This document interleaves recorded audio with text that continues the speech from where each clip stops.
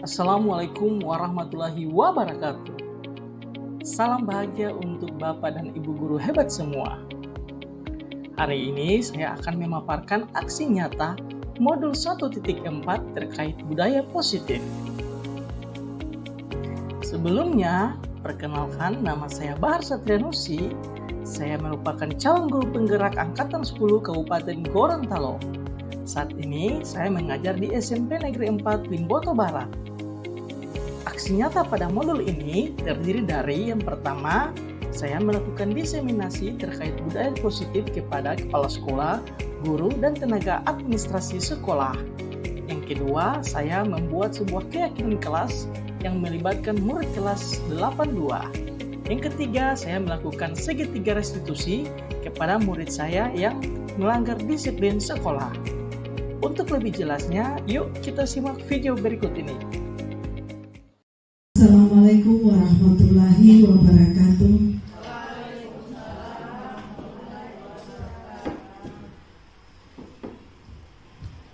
Yang saya hormati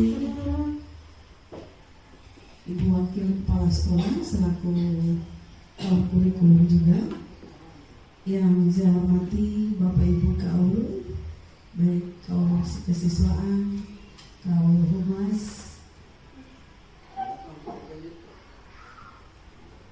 sarana prasarana, dan yang lebih spesial Bapak Ibu staf ruang guru, tenaga administrasi mungkin yang ada hadir di sini, sempat hadir, maksud Pak Hamzah, ya. Ini harus dihadiri oleh bukan cuma oleh guru saja, ini wajib dihadiri oleh seluruh tenaga pendidikan, artinya pegawai administrasi juga wajib hadir. Alhamdulillah, Bapak Ibu, saya melihat sepintas tadi bahwa ada 13 yang hadir tenaga pendidik, ya. Tidak ada tenaga kependidikan, yang cuma satu.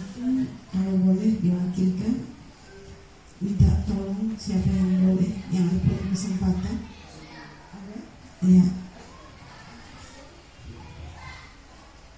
Pengantar kata saya untuk kegiatan hari ini, diseminasi dari materi aksi nyata dari modul 1.4, ya, budaya positif yang ada di materi untuk guru penggerak itu sangat menarik Bapak Ibu, ya. Dan insya Allah hari ini kita rangkaikan juga dengan komunitas belajar, kegiatan komunitas belajar yang setiap Jumat. Sebenarnya itu harusnya dilaksanakan setelah pada sholat Jumat, cuma berhubung saya ada kegiatan setelah sholat Jumat ini, ada rapat diundang oleh dinas, hingga saya mohon maaf kegiatan ini saya rangkaikan sekaligus include pada kegiatan diseminasi dari Pak Bara selaku guru penggerak. Selanjutnya Bapak Ibu, saya mohon maaf, harusnya saya masih jam 7 sudah berada di sini, tetapi dari jam 7 itu saya menunggu suami saya yang tiba tadi subuh. Begitu jam 6 langsung pinjam kendaraan, ada kegiatan di GOR, jadi harus hadir. Hingga saya harus sabar menunggu, tapi ketika sudah lewat jam 8 tidak ada, ya sudah saya berangkat naik motor saja. Olehnya saya bermohon maaf pada Bapak Ibu sekalian, ini bukan saya sengaja, memang keadaan yang memaksa. Selanjutnya Bapak Ibu, baiklah kita akan mendengarkan, menyimak, mencermati. Bapak Ibu bisa memahami materi yang akan didiseminasikan oleh Bapak Bahar selaku guru CGP, calon guru penggerak Angkatan 10, ya. Alhamdulillah di sekolah kita ada diwakili oleh satu orang, ya. Ini kita patut berbangga. Untuk pada Bapak Bahar, persilakan untuk menyampaikan materinya. Untuk durasi waktunya berapa Pak? 2 JP. 1 JP itu 40 setengah 10 tepat, 90 menit ke depan, berarti tepat jam 10 selesai, ya. Mohon izin Bapak Ibu, ya, boleh ya? Terima kasih pada Bapak, silakan.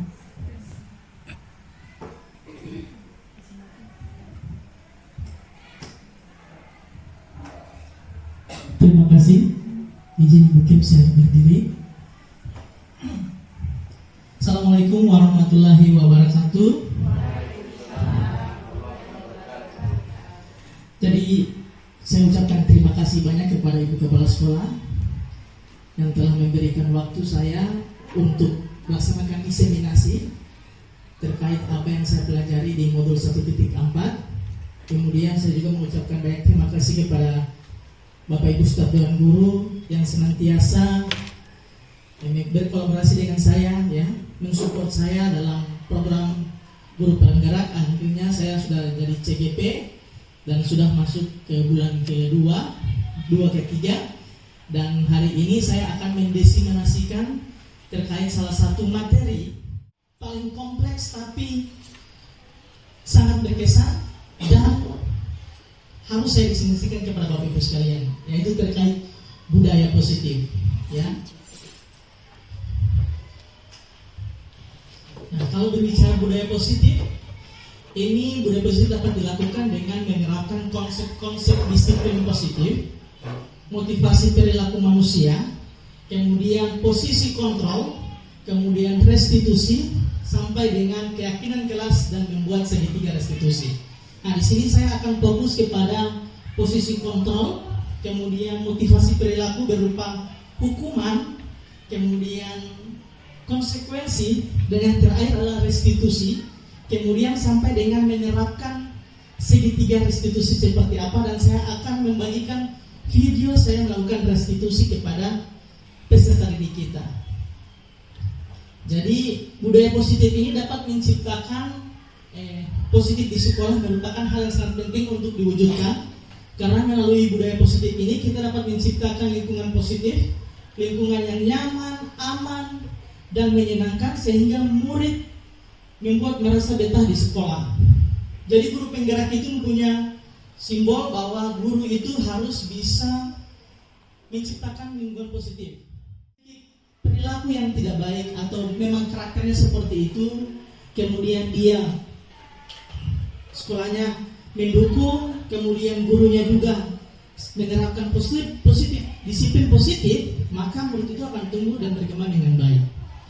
Oke, itu pengantar saya. Sekarang kita langsung masuk kepada yang pertama. Ini nilai-nilai kebajikan universal. Bapak Ibu, kalau kita merumuskan namanya keyakinan kelas seperti yang akan kita laksanakan sebentar, kita harus tahu dulu apa itu nilai-nilai kebajikan secara universal atau secara mendunia lah. Di sini ada keadilan, keselamatan, tanggung jawab, kejujuran, rasa syukur, lurus hati, berprinsip, integritas, kasih sayang, rajin, dan sebagainya. Itu sebagai nilai-nilai kebajikan. Nilai-nilai kebajikan ini yang harus kita tumbuhkan pada peserta didik. Kalau di Indonesia, nilai-nilai kebajikan dalam pendidikan itu sudah dikemas dalam elemen pada profil pelajar Pancasila, ya, jadi seperti itu. Oke, sekarang kita lanjut yang pada materi berikutnya. Ini yang saya bilang tadi, ya, hukuman, konsekuensi, dan restitusi. Sekarang saya mau ada pertanyaan pemantik dulu untuk Bapak Ibu sekalian. Ya, setuju atau tidak setuju saya mau tanya. Kalau ada yang setuju, ada yang tidak setuju, saya akan tanya alasannya kenapa. Oke, yang pertama, kira-kira menurut Bapak Ibu guru sekarang, hukuman itu dapat mendisiplinkan anak atau tidak? Menurut Bapak Ibu, bahwa hukuman dapat mendisiplinkan anak. Ada yang bisa kasih pendapat? Kalau maksud saya setuju tidak? Kenapa? Iya, terima kasih. Pertanyaannya, setuju tidak hukuman dapat mendisiplinkan anak? Ya, saya setuju, karena hukuman dapat memberikan efek jerah. Hukuman dapat memberikan efek jerah. Oke, kita tampung dulu. Ada yang lain? Ada yang tidak setuju? Kalau hukuman dapat mendisiplinkan murid? Setuju semua? Oke, Bu Santi setuju atau tidak? Tidak. Kalau menurut Bu Santi kenapa tidak? Saya tertarik ini. Oke, terima kasih. bagi saya hukuman itu, kenapa saya tidak setuju tentang hukuman? Karena terkadang anak itu di rumah sudah tertekan, ya, sudah tertekan dengan berbagai macam masalah. Setelah sampai di sini, kita lagi memberikan hukuman ke dia, maka itu akan membuat anak itu jadi pembangkang, bahkan di saat-saat tertentu mungkin dia hanya datang dan lari, tidak mau masuk sekolah karena di saat situasi hatinya masih galau. Sampai di sini kita memberikan hukuman yang begitu berat seperti mengangkat sampah, sementara hatinya masih gundah gulana, dan terkadang dia datang terlambat itu kan, terkadang kita guru-guru itu memberikan suara yang keras, ya. Terkadang dia tidak mau terima itu, makanya dia tidak mau masuk kelas, dia tidak mau mengikuti mata pelajaran, dia hanya duduk santai di rumah-rumah penduduk yang ada di sekitar sekolah. Biasanya seperti itu, karena itu juga pernah saya rasakan. Oke, terima kasih. Oke, luar biasa ya. Jadi ada yang setuju, ada yang tidak setuju. Nanti sebentar saya akan jelaskan kenapa dia sampai setuju atau tidak setuju, ya. Kemudian yang kedua, pemberian hukuman dengan hal positif seperti membaca atau membersihkan halaman sekolah dapat meningkatkan disiplin anak. Setuju atau tidak? Setuju semua? Oke, setuju ya? Oke. Yang ketiga, memberi penghargaan dapat meningkatkan motivasi belajar anak. Umpama Bapak Ibu ketika mengajar, oke, siapa kelompok yang akan dapat, saya akan kasih dia itu seperti itu. Setuju itu? Setuju ya? Oke, nanti kita akan bahas sebentar.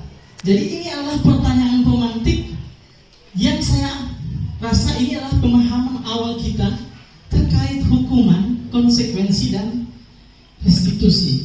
Saya juga seperti itu Bapak Ibu. Pertama diberikan pertanyaan pemantik, ada hal-hal yang pernah saya lakukan, dan kemudian mindset itu berubah setelah saya pelajari materi ini. Oke, sekarang kita lihat dulu apa itu hukuman, apa itu konsekuensi, dan apa itu restitusi, dan bagaimana dampaknya untuk murid. Ya, di sini Bapak Ibu, ada dua identitas yang akan dihasilkan dari tiga perilaku yang tadi: hukuman, konsekuensi, dan restitusi. Apa itu? Yang pertama adalah identitas gagal. Ini akan terbentuk oleh peserta didik. Yang kedua adalah identitas sukses. Ya, saya jelaskan dulu ya.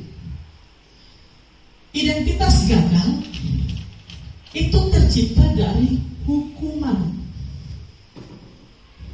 Sementara identitas sukses itu didapat dari disiplin, yaitu berupa konsekuensi atau restitusi. Ini yang berubah mindsetnya. Ternyata kalau kasih hukuman, murid akan jadi gagal. Murid akan merasa bersalah. Toh?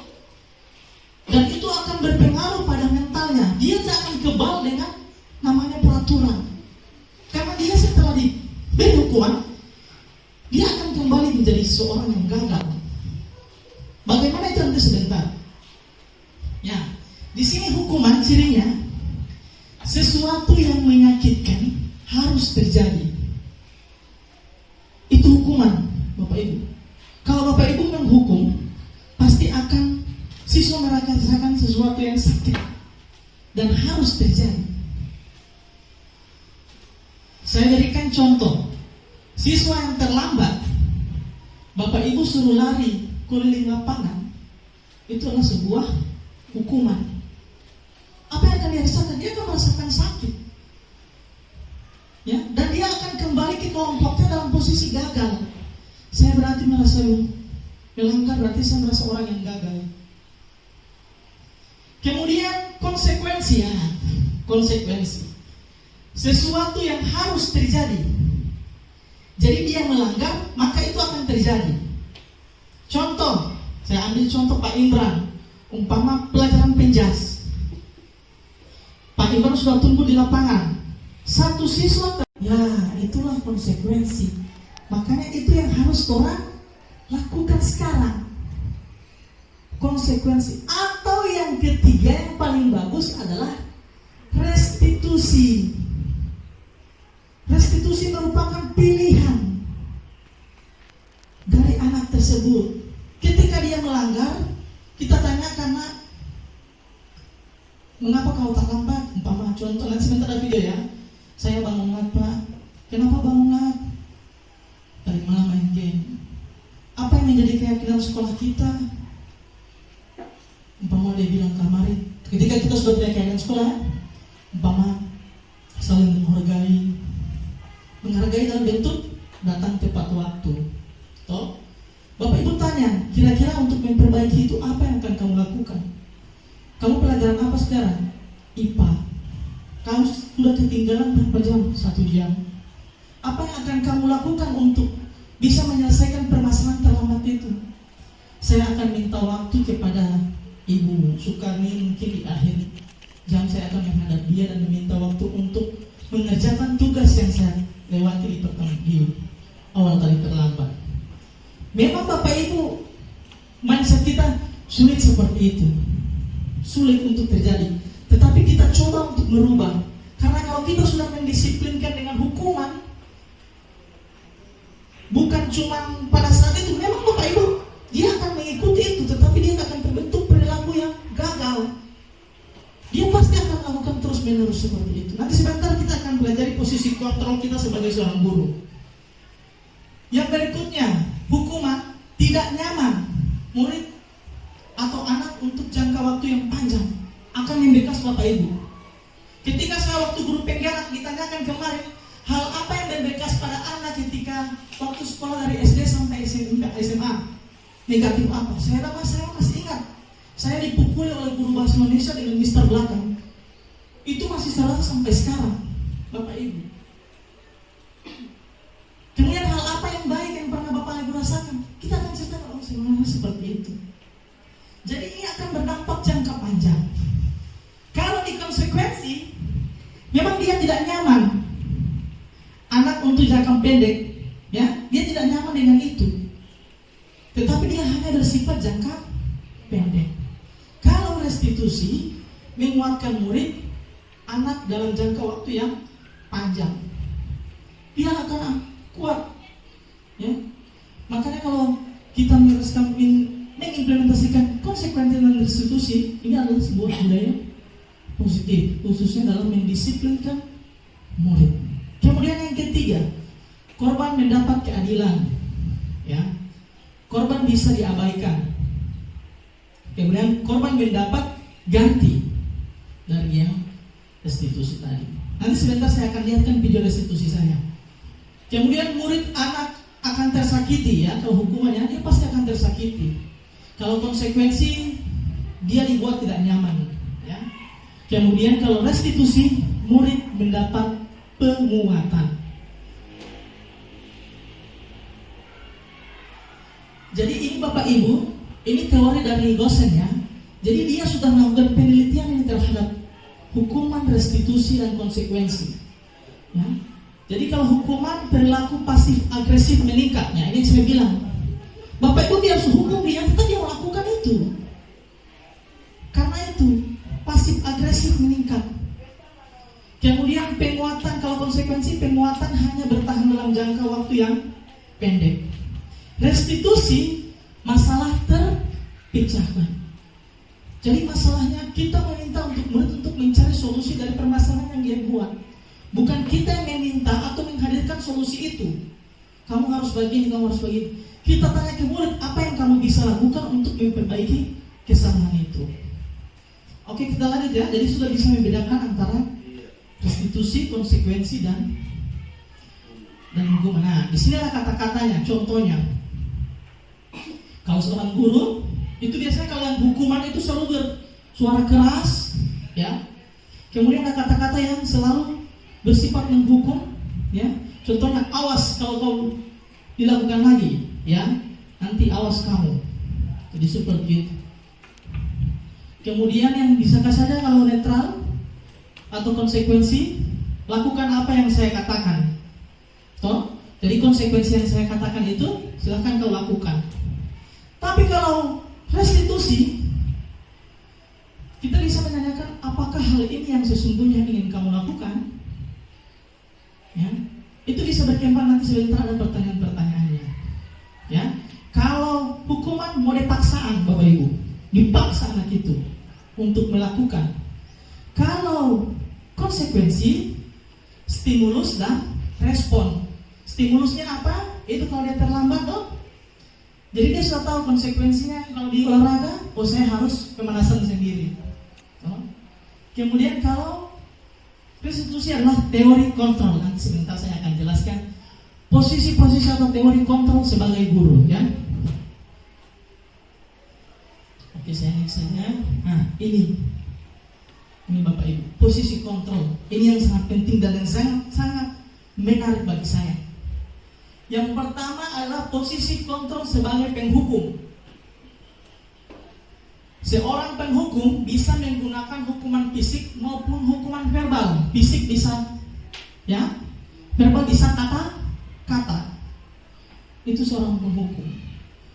Orang-orang yang menjalankan posisi penghukum senantiasa mengatakan bahwa sekolah memerlukan sistem atau alat yang dapat lebih mendidik murid lebih dalam lagi. Kemudian guru-guru menerapkan posisi penghukum akan berkata seperti ini: patuhi aturan saya atau awas kamu. Kalau kena tidak mau bebek itu nanti Pak Guru apa? Nanti Pak Guru. Nah, ini penghukum ini.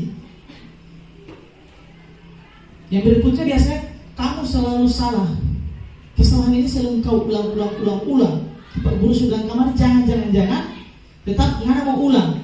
Hari ini terlambat, besok pasti akan terlambat. Itu penghukum. Selalu pasti, ya. Ini selalu pasti kamu terlambat. Selalu mana ini yang masuk di ruang ini. Selalu mana ini yang kuat makalai. Selalu mana ini yang jaga bolos. Ini penghukum, Bapak Ibu. Ya. Jadi di sini saya hanya men-share, ya, informasi yang saya dapatkan. Dua, pembuat merasa bersalah. Ini di penada tidak keras macam penghukum. Tetapi pada posisi ini biasanya guru akan berusaha lebih lembut. Pembuat rasa bersalah akan menggunakan keheningan yang membuat orang lain merasa tidak nyaman, bersalah atau rendah diri. Dia bawa mana pula ini Uti yang datang kamari. Ibu ini suka kecewa sekali dengan ini Uti. Kemudian berapa kali Pak Guru bilang kalau marah. Nah, ini pemberi rasa bersalah. Anak itu akan merasa bersalah. Gara-gara kita, Pak Guru langsung marah. Itu pemberi rasa bersalah. Ya, ini akan menciptakan posisi tadi, ya, gagal itu. Ya, jadi posisi satu pemberi hukuman dan posisi pemberi rasa bersalah itu akan menciptakan murid yang merasa dirinya gagal. Ya. Gimana coba kalau orang tua kamu tahu kamu berbuat begini, ya? Jadi dia akan merasa bersalah. Jadi seperti itu. Posisi yang ketiga adalah ini. Posisi sebagai teman. Ini posisi yang netral. Dari tadi kan yang gagal, atau ini yang netral. Posisi kontrol sebagai teman. Guru pada posisi ini tidak akan menyakiti murid, namun akan tetap berupaya mengontrol murid melalui persuasi. Posisi teman guru bisa negatif atau positif. Nah, ini bisa negatif atau positif. Jadi kalau terang sebagai teman ini tuh, dengan terang menganggap murid itu sebagai pendekatan dengan sebagai seorang teman. Ini posisi yang netral, tetapi bisa berdampak negatif juga bisa berdampak positif. Ya. Guru di posisi teman biasanya menggunakan hubungan baik dan humor untuk mempengaruhi seseorang. Mereka akan berkata seperti ini, Bapak Ibu. Ayolah, bantu kamu dulu Pak Guru. Tuh. Jadi Bapak, kamu hadir-hadir di kelas. Tuh. Pak Guru yakin kamu bisa. Nah, itu sebagai posisi teman. nadanya lembut, tidak marah-marah. Ya. Kemudian ayo ingat bantuan Bapak yang kemarin. Ya, seperti itu. Jadi seperti itu, ini posisi sebagai teman. Artinya kita merangkul mereka sebagai teman dengan kata-kata yang lembut. Tetapi sebenarnya kalau posisi teman ini akan menghasilkan motivasi ekstrinsik. Apa itu motivasi ekstrinsik? Itu motivasi dari luar. Artinya dia masuk kalau nanti Pak Guru itu nanti Pak Guru itu di kelas kita mau masuk. Kalau nanti Pak Guru itu tidak ada, kita tidak masuk. Artinya ada ketergantungan. Begitu juga kalau dia kapan sampai itu di muka ini pikir, Pak Suto ya mau masuk itu. Seperti itu. Jadi akan ada ketergantungan oleh murid. Jadi ketika guru itu tidak ada, dia akan kembali ke posisi negatif tadi. Tapi ini hanya intrinsik, jangka pendek. Makanya dikatakan jangka pendek itu karena dia ya ada DP waktu. Ya, kalau ada tipe guru kita mau ada, kalau tidak ada tidak ada. Oke, ini posisi netral. Yang kedua, posisi netral adalah pemantau. Nah, kita lebih ke pemantau atau restitusi. Ya, pemantau di sini, memantau berarti mengawasi. Pada saat kita mengawasi, kita bertanggung jawab atau berperilaku yang orang-orang yang kita awasi. Jadi kita mengawasi perilaku orang-orang yang kita awasi. Tuh. Posisi pemantau berdasarkan pada peraturan atau konsekuensi dengan menggunakan sanksi-sanksi atau konsekuensi. Kita dapat memisahkan hubungan pribadi kita dengan murid. Jadi tidak teman ini, kita bisa memisahkan itu kalau pemantau. Ya. Sebagai seorang yang menjalankan posisi pemantau, biasanya dia akan berkata seperti ini. Nah, terlambat lagi ya? Ya Pak. Apa peraturan sekolah kita kalau terlambat? Jadi mereka akan bisa menjelaskan peraturan itu. Biasanya kalau si pemantau pasti itu, dia akan mengeluarkan kata-kata itu, apa peraturan sekolah kita? Bagaimana konsekuensi yang akan kamu lakukan ketika kamu melakukan kesalahan? Ini seorang pemantau. Kemudian biasanya seorang pemantau itu pasti detail, dia mencatat. Terlambat hari ini, seperti itu. Dia mencatat itu segala perlakuan. Itu sebagai seorang pemantau. Ini adalah posisi netral juga sangat bagus, ya. Tetapi kita harus menggunakan konsekuensi, bukan hukuman. Jadi sebagai seorang pemantau kita menggunakan konsekuensi, bukan hukuman, ya. Dan yang terakhir adalah posisi sebagai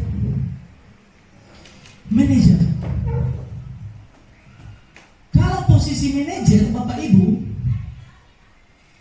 Ibu akan melakukan pendekatan yang membuat murid itu bisa memanajemen dirinya sendiri. Ya. Manajer adalah posisi di mana guru berbuat sesuatu bersama dengan murid, mempersilahkan murid mempertanggungjawabkan perilakunya, mendukung murid agar dapat menemukan solusi atas permasalahannya sendiri. Ini posisi sebagai manajer. Inilah yang dikatakan dengan restitusi. Jadi posisi yang sukses. Seorang manajer telah memiliki keterampilan posisi teman maupun pemantau. Jadi kalau seorang manajer itu dia sudah punya keterampilan itu. Sebagai teman dia bisa, sebagai pemantau juga dia bisa. Dan dengan demikian bisa jadi waktu-waktu tertentu kembali kepada kedua posisi tersebut. Ya. Asal jangan kembali ke posisi yang paling awal, posisi penghukum atau pemberi rasa bersalah. Jadi seperti itu. Apa yang akan lakukan kata-katanya biasanya seperti ini, Bapak Ibu. Ya, biasanya kita akan menanyakan keyakinan. Makanya kita semester depan kita harus sudah punya keyakinan kelas dan keyakinan sekolah, supaya ketika murid melanggar disiplin kita bisa menanyakan keyakinan. Ya, jadi seperti ini. Biasanya kalau manajer itu akan melakukan segitiga restitusi. Ya, sebentar saya akan jelaskan bagaimana cara melakukannya ya. Kemudian biasanya menggunakan kata-kata ini. Ketika dia sudah terlambat, ketika akan menyelesaikan permasalahan, dia kata ini. Apa yang kita yakini, atau apa yang kamu yakini, atau apa keyakinan kelas dari sekolah ini, atau apa keyakinan sekolah. Kalau kita sudah punya 3 keyakinan di sekolah, Pak bertanggung jawab itu di sekolah, keyakinan sekolah kita, kemudian saling menghargai, kemudian disiplin. Tanya, dari 3 keyakinan sekolah ini, mana yang kamu langgar? Disiplin, Pak. Kamu yakin itu disiplin kamu langgar? Saya yakin, Pak. Oke. Kalau kamu yakin disiplin yang kamu langgar, kira-kira bagaimana untuk memperbaiki permasalahan ini? Karena kamu sudah terlambat 1 jam pelajaran. Jadi dia akan berpikir, saya akan keyakinan kelas mereka. Kemudian posisi sebagai manajer, kita bisa menanyakan seperti, apakah kamu meyakininya keyakinan kelas yang kita sudah buat? Jika kamu meyakini, apakah kamu bersedia memperbaikinya? Ini yang kita tanyakan kepada murid. Jangan kita memberikan solusi untuk mereka menyelesaikan itu, tetapi kita bertanya, kira-kira untuk memperbaiki permasalahan ini kamu akan apa? Umpama ketika dia berkelahi dengan si A dan si B, untuk memperbaiki dengan si A ini kamu harus apa? Ini sebenarnya manajer. Jadi seperti itu.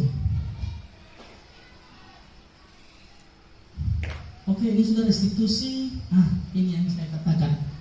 Ada 3 tahapan yang kita harus lakukan dalam melaksanakan segitiga restitusi, Bapak Ibu. Nanti ada video saya sebentar, meskipun itu video masih ada kekurangan, tapi insya Allah itu bisa berbagi. Ya, ada 3 tahapan. Yang pertama, menstabilkan identitas.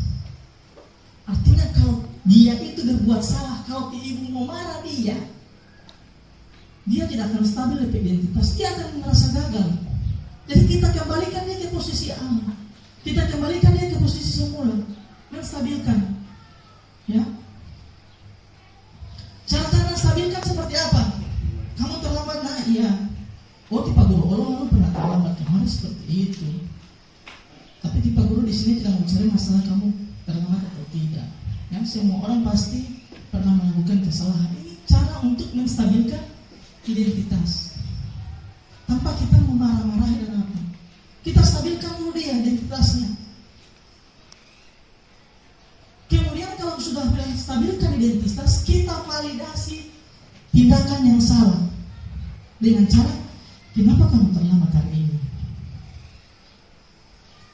Cari mengapa terlambat hari ini. Apakah tidak ada orang di rumah yang kasih bangun kamu di rumah? Ini menstabilkan validasi tindakan. Kita cari permasalahannya, tindakan yang salah. Ya. Kemudian yang ketiga adalah menanyakan keyakinan. Apa keyakinan sekolah kita? Bagaimana kamu memperbaiki permasalahan tersebut? Itu bagaimana cara kamu untuk mencari solusi dari permasalahan ini? Ini yang disebut dengan menanyakan keyakinan. Ini adalah langkah-langkah yang harus kita lakukan pada saat restitusi, Bapak Ibu. Bapak Ibu, sekali lagi saya di sini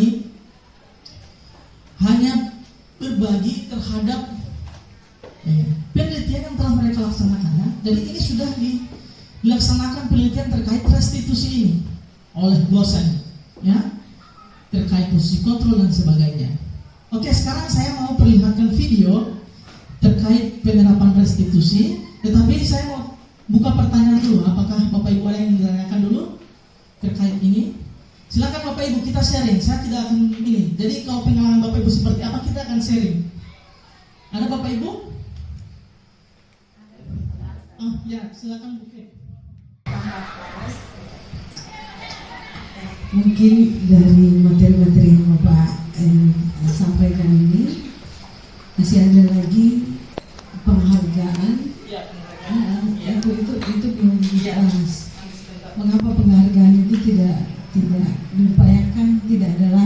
ya. Alasan-alasannya itu apa? Dan ujung-ujungnya adalah menciptakan dan meningkatkan motivasi intrinsik dari siswa. Tidak apa-apa, tapi sambil jalan ya.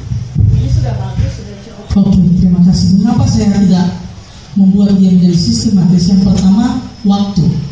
Bapak Ibu, kami menyelesaikan modul ini ada 6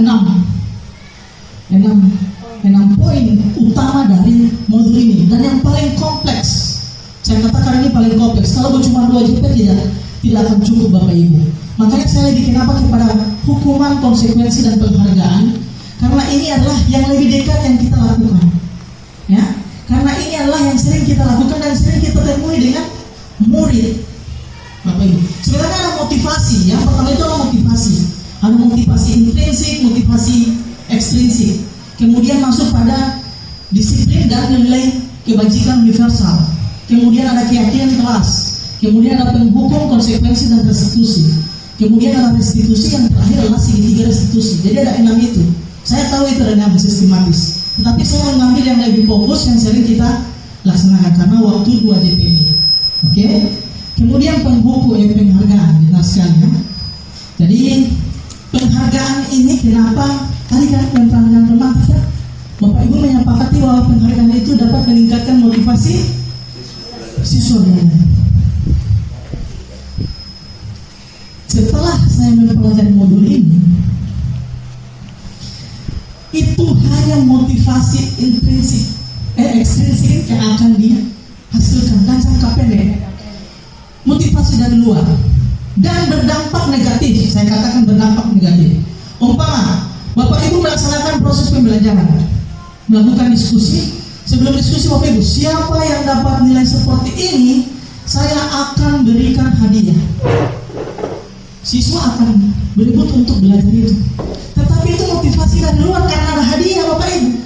Bukan motivasi dari diri dia bahwa dia harus belajar dengan sepanjang ayat. Itu yang harus kita keluarkan, penghargaan itu.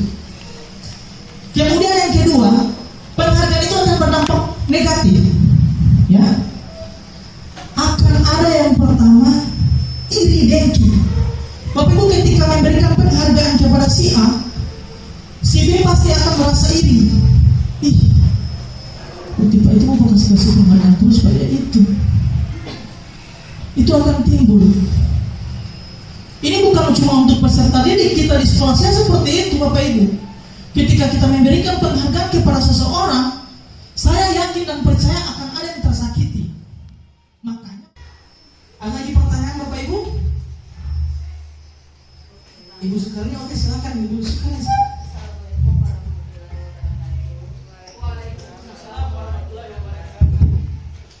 Ya, terima kasih atas kesempatan yang diberikan. Tadi kita sudah melihat untuk hukuman, terus konsekuensi, dan restitusi. Nah, untuk hukuman ini memang hanya orang-orang tertentu yang bisa kena itu. Tetapi kalau kita sebagai guru memberi hukuman ke anak dan anak tersebut tidak ada perubahan setelah diberikan hukuman dari semester ganjil sampai semester genap, orangnya seperti itu, berarti dia kena gagal diberi hukuman. Nah, barangkali kalau kita berikan dia konsekuensi, tetap juga tidak ada perubahan. Nah, jadi caranya kita untuk menghadapi anak tersebut kira-kira seperti apa? Terima kasih. Oke, pertanyaan yang sangat luar biasa bagus ya. Memang pertanyaan ini juga muncul juga ketika elaborasi dengan instruktur.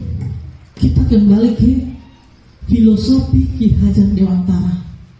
Bapak Ibu, guru adalah menuntun muridnya berdasarkan kodrat murid tersebut. Bapak Ibu, murid itu sudah punya kodratnya masing-masing Bapak Ibu. Dia itu sudah punya apa yang ada kalau di barangan kertas sudah punya catatan di kertas itu, ya. Jadi apa yang akan kita lakukan? Yang pertama kita harus meninggalkan yang namanya hukuman Bapak Ibu. Meskipun itu anak mengulang, itu karena kita terus melakukan hukuman ke dia. Kita coba berikan konsekuensi. Kita coba restitusi.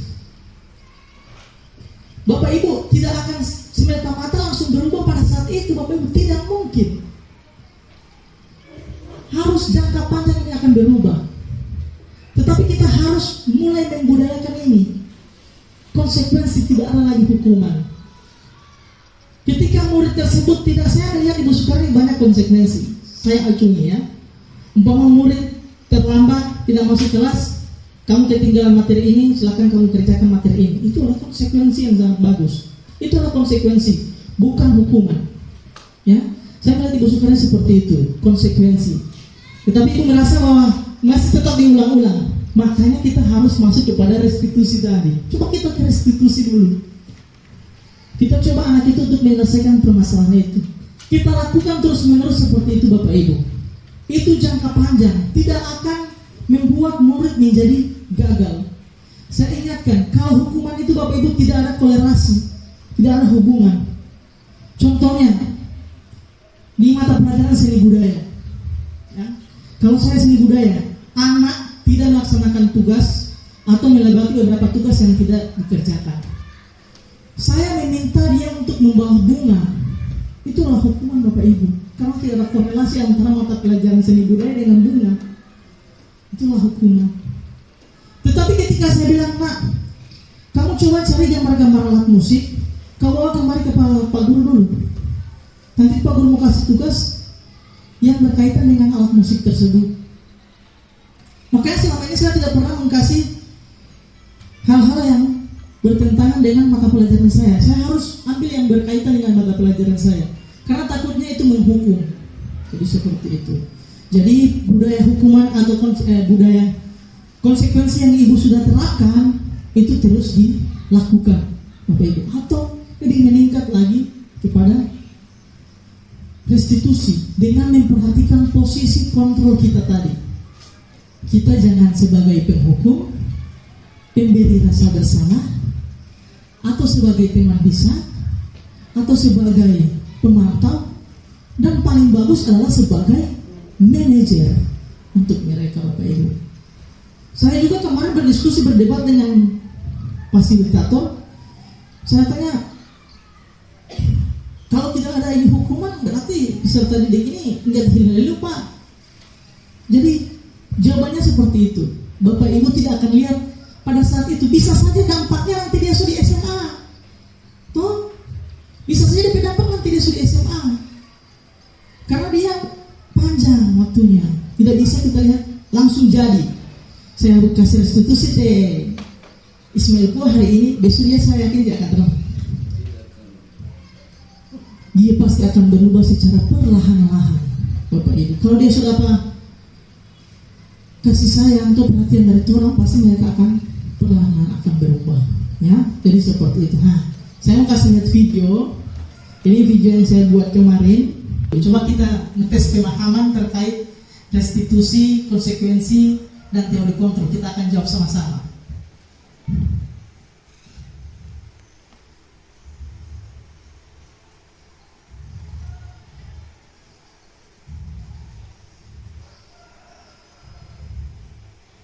Satu saja ya, satu contoh tugas kasus.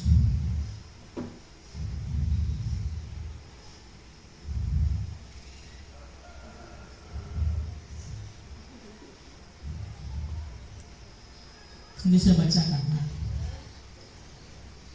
Guru matematika dan wali kelas 8 Ibu Santi sakit,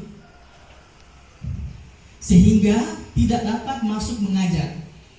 Akhirnya dicarikan guru pengganti, namanya Ibu Eni.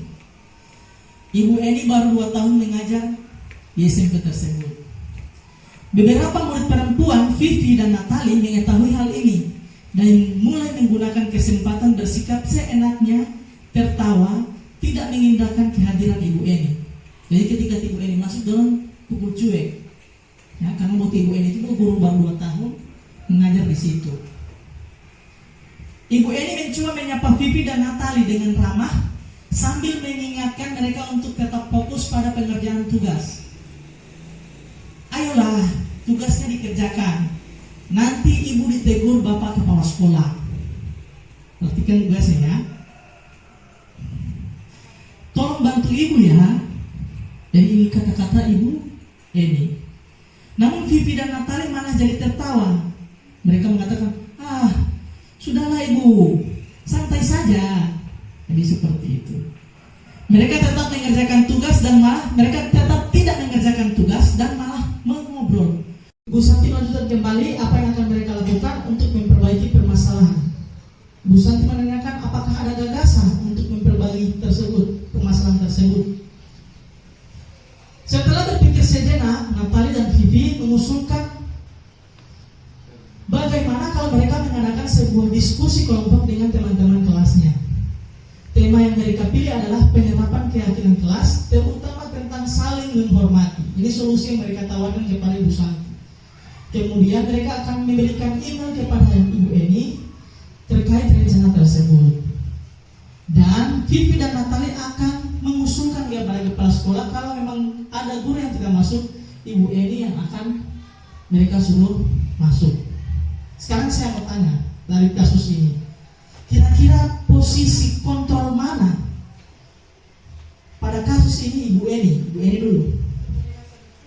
Apakah pemberi rasa bersalah, apakah penghukum, pemberi rasa bersalah, teman, pemantau atau manajer?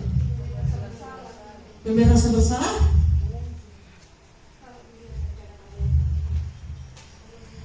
Ayolah, tugasnya dikerjakan. Nanti Ibu ditegur Bapak Kepala Sekolah kalau kalian tidak kerjakan. Tolong bantu Ibu ya. Apa? Teman. Ya. Jadi Ibu Eni ini sudah berusaha menjadi teman untuk Vivi dan Natali. Makanya mereka respon seperti ini. Sudahlah Ibu, santai saja. Jadi ini sebagai posisi teman. Kalau Ibu Santi kira-kira sebagai apa? Ya, manajer. Karena dia mencoba untuk membimbing anak itu dengan prostitusi tadi ya. Sampai ditanya kira-kira apa gagasan untuk memperbaiki ini. Ya. Jadi seperti itu. Oke, Bapak Ibu sudah paham ya posisi kontrol, kemudian penghukum, konsekuensi dan restitusi serta penghargaan. Ini yang menjadi poin fokus kita. Oke, saya bagikan video saya terkait restitusi. Memang masih ada beberapa kekurangan, tetapi insya Allah ini bisa memberikan gambaran untuk Bapak Ibu sekalian.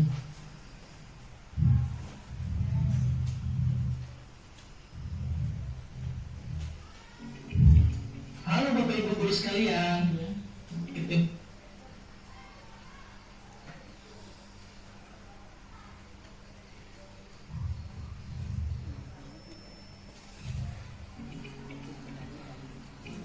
Halo Bapak Ibu guru sekalian, ketemu lagi dengan saya.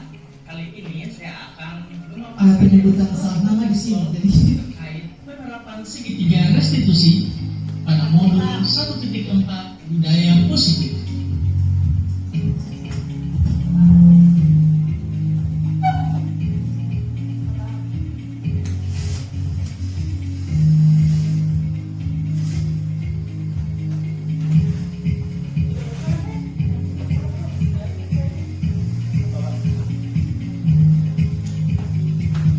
Sebelumnya, halo Bapak Ibu guru sekalian,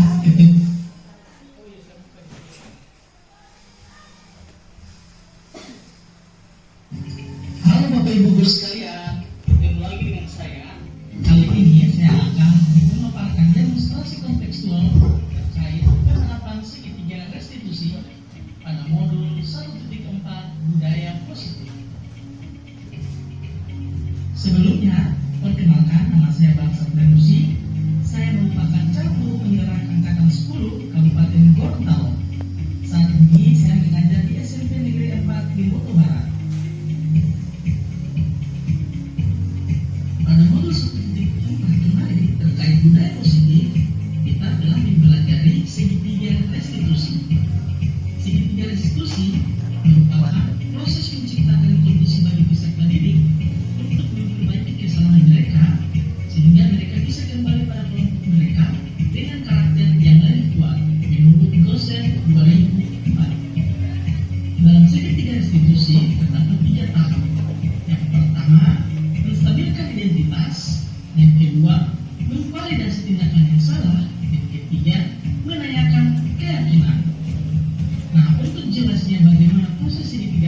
restitusi, saya memiliki 2 kasus terkait disiplin peserta didik.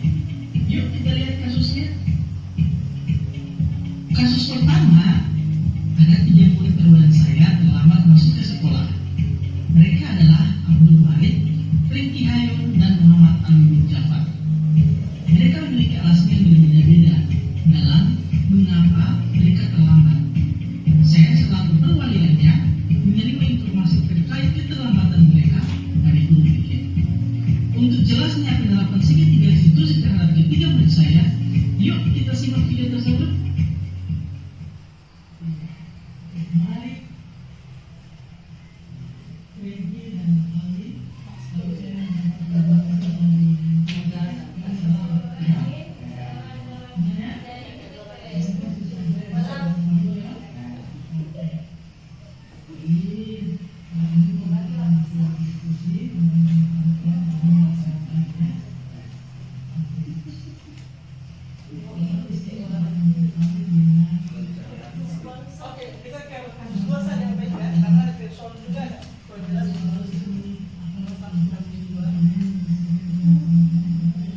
informasi dari guru bahasa kedua.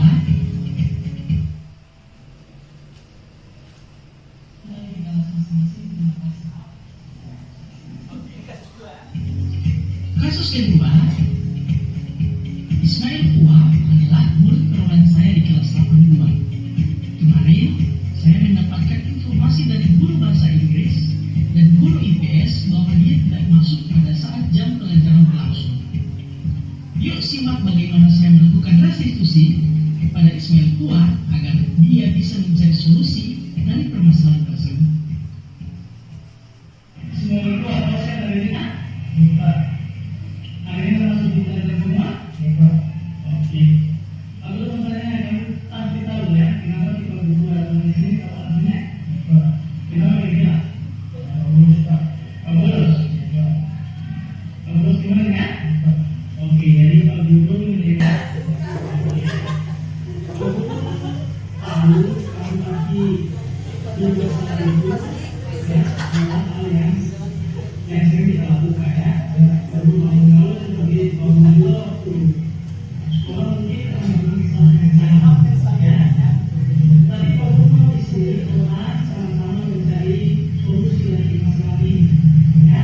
Yang perlu tidak menghadapi berapa dan itulah mencari solusi dari masalah ya. Jadi dipahami ya, ini masalahnya. Oke, itu kita mencari solusi.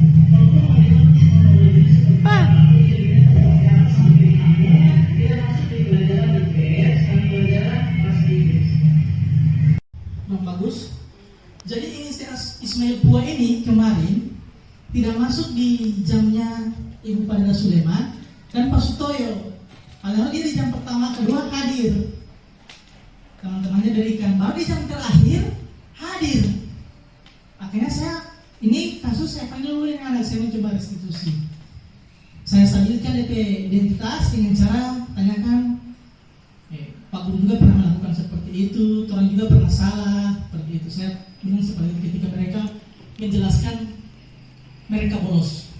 Kemudian divalidasi tindakan, dia menceritakan.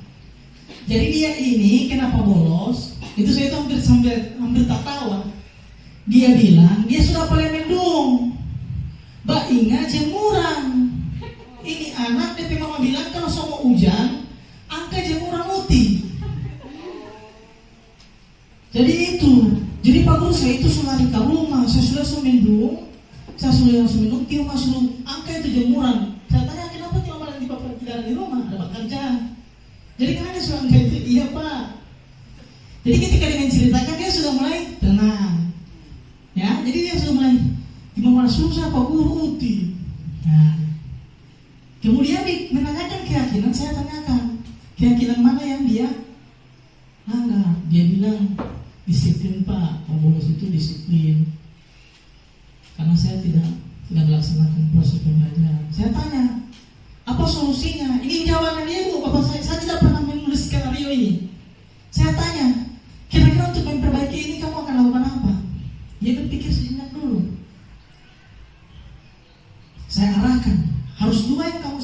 baik yang di sekolah dengan yang di rumah. Akhirnya dia bilang begini, kalau begitu Pak Guru saya bilang Pati Mama, suruh di Oma saya suruh angkat itu baju. Ini kan dia sudah solusi sendiri. Itu kalau solusi dia serapa. Jadi saya bilang Mbak Angga, suruh di Oma. Kalau saya tanya, apakah di Oma itu ada di rumah? Bu di samping dia Pak Guru. Cuma Mama tidak bilang Pati Oma, bu saya tidak bilang makan. Anak ini menemukan solusi untuk di rumah. Kalau di sekolah, dia tahu bagian lagi. Pas apa itu permasalahan Pati Ibu Marina dengan Pati Pak Sutoyo. Kira-kira untuk permasalahannya menjelaskan bagaimana? Mungkin apakah dia sudah datang Bapak Ibu, saya tidak tahu ya. Tapi dia memberikan solusi. Saya minta maaf Pak Guru, kalau saya mau kerja tugas atau materi apa yang saya tidak kerjakan. Ini yang dia bilang. Jadi dia sudah bisa memberikan solusi tanpa orang yang harus kau harus pergi Pak Sutoyo suruh kerja itu tugas. Dia seperti itu timbul dari dirinya sendiri. Apakah dia akan melaksanakan itu? Kita tidak tahu. Tetapi ketika itu kita ulang dan mungkin kita kolaborasi atau bertanya kepada Ibu Pada, tapi saya belum pernah berkomunikasi dengan Pak Sutoyo, itu mungkin akan bisa berhasil Bapak Ibu. Tapi jangka panjang saya bilang, saya tidak langsung mendapat lihat pada saat itu Bapak Ibu. Tapi budaya ini akan menjadi budaya yang positif. Sekolah kita akan nyaman, aman, ya, tidak akan dapat sorotan dari tentang begini. Jadi seperti itu. Jadi mari sama-sama kita mencoba untuk menerapkan restitusi ini Bapak Ibu. Ini kan pemahaman baru ya. Apa salahnya kita mencoba Bapak Ibu untuk merubah ya yang kemarin penghukum dan pemberi rasa bersalah. Jadi seperti itu. Kita mencoba Bapak Ibu. Ya. Oke, ada pertanyaan lain? Saya masih buka pertanyaan. Oke, silakan Ibu Jia. Mungkin Pak Sutoyo.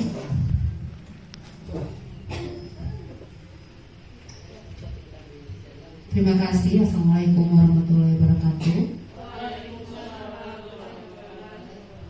Terus terang saya sangat tertarik dengan materi hari ini yang disampaikan oleh Pak Bahar. Dan memang apa yang disampaikan ini memang berhubungan dengan apa yang kami alami sebagai guru pengajar. Nah, ini berkaitan dengan video yang ditampilkan ini tentang Ismail Pua ini. Memang tadi saya simak itu sudah ada validasi tindakan ya. Tetapi kita kalau boleh jangan hanya dibiarkan begitu saja, kita tetap pantau siswa yang bersalah itu dengan mengharap ada sanksi atau konsekuensi. Jadi jangan hanya kita serahkan begitu saja lalu kita tidak awasi, karena memang siswa yang bermasalah itu harus kita awasi terus ambil datanya sebagai pegangan kita. Konsekuensi apa yang akan kita berikan jika memang siswa ini tidak bisa komitmen dengan apa yang sanksi yang ia pilihan yang ia sampaikan. Misalnya kalau tidak masuk ini saya begini, tapi dia tidak kerjakan. Jadi kita harus pantau terus, ambil data terus sebagai pegangan. Nah, ini anak ini berarti tidak konsekuen dengan apa yang dia sampaikan. Berarti apa solusi kita? Apakah kita biarkan terus menerus seperti itu sehingga akan berdampak lagi pada siswa yang lain-lain? Nah, di sini pasti guru-guru akan makin kelabakan ya. Karena siswa yang satu ini memang kita sudah pahami keluhannya, tetapi kita jangan biarkan saja supaya tidak berdampak negatif ke siswa yang lain dan berdampak positif pada siswa tersebut. Supaya dia sadari bahwa jika ia melakukan suatu kesalahan atau melanggar disiplin, berarti konsekuensinya itu harus dipegang. Jangan hanya diserahkan begitu saja. Karena namanya usia begini memang harus didampingi terus. Iya, makasih. Wassalamualaikum warahmatullahi wabarakatuh. Betul sekali Bapak Ibu ya. Apa yang saya lakukan ini memang hanya potret pada saat restitusi. Setelah ini Bapak Ibu harus namanya pengawasan. Ya. Memang harus kita awasi. Ya, jadi ini hanya tahap dalam restitusi untuk mencarikan solusi, menstabilkan dia dan memvalidasi tindakan. Benar sekali apa yang dikatakan Ibu Jia. Tetapi yang harus kita perhatikan adalah pemberian konsekuensi, jangan hukuman. Ya, saya bilang jangan hukuman. Yang saya lakukan adalah pemberian konsekuensi. Dia sudah menawarkan konsekuensi yang akan dilaksanakan. Dia akan meminta tugas kepada guru yang telah dia tidak masuk akal, dan dia akan meminta maaf. Tetapi itu yang harus kita pantau dan kita awasi sebagai seorang wali kelas. Benar sekali Bapak Ibu. Tetapi kita harus menghindari yang namanya hukuman. Kalau kita di sini menghukum, ya contoh, karena Pak bolos, Pak guru mau kasih bersih kamar mandi, itu hukuman Bapak Ibu. Yang begitu yang harus orang kasih keluar dari peraturan sekolah. Orang cari konsekuensi yang berhubungan dengan dia punya kesalahan. Jadi betul sekali, Ibu Jenny saya lihat seperti itu. Ketika ada masalah seperti tadi, dia kasih konsekuensi. Kamu tidak buat ini toh, materi ini kamu harus buat ini karena kamu ketinggalan. Ibu Jia mendampingi itu. Yang seperti itu yang kita harus lakukan Bapak Ibu. Konsekuensi itu. Tetapi alangkah baik sama dia materi yang dia mau lulus akan kasih tugas. Itu konsekuensi untuk dia. Atau paling bagus kalau memang saat ini setelah pulang dia jangan terus suruh pulang. Dia harus mengerjakan tugas yang dia tinggalkan itu. Itulah konsekuensi dan itu berkaitan dengan pelajaran Bapak Ibu. Itu. Ada lagi pertanyaan? Silakan Ibu Farida Sulaiman. Farida Bulungkan ya. Guru bahasa Inggris. Silakan Ibu Farida Sulaiman. Nevermind Pak. Nama sama tapi marga yang beda. Tapi bagi saya tidak apa-apa. Saya tertarik dengan materi Bapak. Nah sekarang karena kita sama-sama guru yang ada di kelas ini, kemudian sekarang dihadiri oleh Bapak Ibu Kepsek. Nah pertanyaan saya ketika minggu kemarin, minggu ini Pak, pada hari Selasa kalau tidak salah, saya masuk di kelas 81. Kemudian di 81 itu ketika sementara berlangsung jam pertama, kurang lebih ada 20 menit sudah berlangsung pembelajaran, saya tidak sadari ada siswa yang tidur di bawah meja karena dia tidak kelihatan karena dia kecil. Nah saya kasih biar dulu karena dia dalam keadaan tidur. Itu anak kalau bisa dalam keadaan tidur ketika kita bangunkan bagaimana? Seperti itu kan kita. Nah saya kasih biar dulu. Jadi bagaimana saya bicara, saya dekati dia, tapi saya waktu menyampaikan itu saya tidak sentuh badannya atau saya korek dia, tapi saya bilang begini, tugas yang kalian akan buat itu tugas yang ini sudah selesai. Di situ dia kaget. Tapi saya dekat dengan dia kan. Nah, itu yang pertama. Ketika dia bangun, ternyata ada yang ada tidur di bawah meja. Nah, gitu. Saya tidak marah. Nah, tapi dia saya izinkan untuk keluar untuk cuci muka. Itu yang pertama. Kedua, sementara berlangsung ada kurang lebih ada 2 orang siswa yang berada di belakang, di samping ruang lab IPA. Di situ Teh Hanif dengan siapa ini? Rizky Abdurrahman. Rizky Abdurrahman. Ada 2 Pak. Nah, saya tidak marah, tapi saya datangi mereka ketika ditemui oleh guru BK. Saya datangi mereka ketika sampai di belakang, ada apa nak? Kenapa ada di sini? Bu, kami takut karena kami sudah terlambat. Nggak apa-apa. Kalau bagi saya nggak apa-apa. Takutnya apa? Karena tidak buat tugas. Mari nak masuk ke dalam. Nggak apa-apa. Saya tidak pernah marah. Tugas itu bisa dibuat apabila kita masuk. Nah sekarang saya berikan ini mereka motivasi. Karena di dalam penilaian sebentar lagi kita akan menghadapi semester. Di penilaian itu adalah tugas itu termasuk pada penilaian. Karena bukan nilai mid dengan nilai semester yang akan diambil, tapi tugas adalah penentu. Kira-kira bagaimana bagaimana? Menurut kalian bisa masuk atau tidak? Yang kedua, pertanyaan saya Pak, karena di sini ada 5, yaitu penghukum, memberi reaksi rasa bersalah, teman, pemantau, dengan manajer. Kelima-lima ini semuanya bagus, tapi saya garis bawahi hukuman.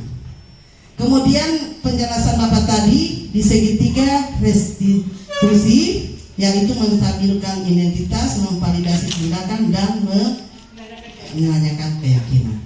Nah, saya masuk di keyakinan. Nah, pertanyaan saya garis bawahi hukuman. Kita sebagai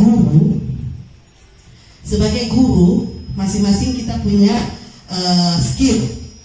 Dasar kita adalah skill mata pelajaran. Nah, sekarang pertanyaan saya, ya, karena itu yang saya sudah jalani selama ini, alhamdulillah. Pertanyaan saya, ini ada Ibu Kepsek di depan. Ketika kita meminta kepada siswa dengan alasan untuk memperbaiki nilai, apakah ketika kita meminta kepada siswa itu kan termasuk di hukuman? Nah, pertanyaan saya Bu, Pak Bahar, dan ada Ibu Kepsek, barangkali kita satukan supaya apa yang kita akan untuk ke anak-anak diri kita sama persepsi, tidak beda-beda. Nah, karena di situ kita harus ada kolaborasinya. Nah, sekarang saya ambil contoh pelajaran saya bahasa Inggris. Pelajaran saya bahasa Inggris, ketika ada anak yang tidak tuntas, apakah saya pandai atau boleh saya minta sesap itu pertama. Yang kedua, saya harus minta bunga sama anak-anak untuk meyakinkan bahwa anak-anak bisa tuntas dengan bunga. Apakah ini bisa? Karena menurut penjelasan Bapak tadi saya menyimak, itu adalah hukuman. Nah, kita harus hindari hukuman itu kita jatuhkan kepada anak-anak. Nah, lewat pertanyaan saya hanya itu Pak, karena yang kita bisa terapkan dari 5 ini, hukuman itu yang kita garis bawahi, kita tidak bisa terapkan kepada anak-anak. Nah, apakah Ibu kira-kira ketika kita menyelesaikan, anak-anak menyelesaikan tugas, karena ada berapa KD, apakah tugas itu diberikan ke anak-anak berupa pelajaran yang mereka harus buat, dan apakah saya selaku guru bahasa Inggris bisakah ketika anak-anak menyelesaikan tugasnya dengan cara memberi sesuatu. Hanya itu Bu, terima kasih. Wassalamualaikum warahmatullahi wabarakatuh. Oke, baik, saya jawab ya. Memang sangat luar biasa Ibu Farida. Yang pertama terkait apa yang dilakukan oleh Ibu Farida, menurut Bapak Ibu posisi kontrolnya sebagai apa Ibu Farida? Teman. Yes, teman. Ya, tapi itu adalah sesuatu yang netral, yang tidak memberikan dampak dia menjadi gagal. Tetapi itu bisa kita naikkan ke level berikutnya, ya, ke level pemantau dengan cara memberikan konsekuensi, ya, mencatat segala apa yang mereka lakukan, kemudian memberikan konsekuensi bukan hukuman. Dan apabila itu lebih berhasil, kita bisa lebih tingkatkan lagi kepada restitusi, mencoba menyerahkan keyakinan, mencoba menggali mereka untuk menyelesaikan permasalahan itu sendiri tanpa kita yang diminta. Itu yang pertama. Yang kedua terkait permintaan dan sebagainya, ya. Oke, saya jelaskan Bapak Ibu. Saya mengatakan bahwa konsekuensi dan hukuman, si jawabannya adalah hukuman. Bapak Ibu, itu adalah hukuman. Tetapi kalau guru prakarya yang meminta karena ada terkait pengolahan budidaya tanaman hias, kemudian dia minta coba kau ambil bibit, kemudian kau pelihara itu bibit sampai tumbuh menjadi sebuah tanaman yang bagus, apakah itu adalah sebuah hukuman? Itu adalah sebuah konsekuensi karena ada korelasi dengan mata pelajarannya. Itu yang harus orang hindari Bapak Ibu sekalian. Jadi konsekuensi dan hukuman itu jelas berbeda. Konsekuensi itu akan hukuman itu akan memberikan rasa sakit pada anak secara verbal maupun fisik. Itu. Jadi itu Ibu Farida, ya. Jadi ibunya sudah bagus, ya. Sudah menggunakan kata-kata yang lembut, ya, Cuman yang tadi belum ada sampai kepada konsekuensinya, ya. Ketika mereka tidak masuk, kira-kira apa yang akan mereka lakukan? Oh, ibu cuma suruh masuk. Begitu juga dengan saya tertarik yang tadi itu. Ya, ada satu materi yang sangat bagus terkait kebutuhan dasar manusia, Bapak Ibu. Siapa yang materi dulu? Yang tidur? Ya. Dia itu sedang memenuhi kebutuhannya, Bapak Ibu. Kebutuhan survival.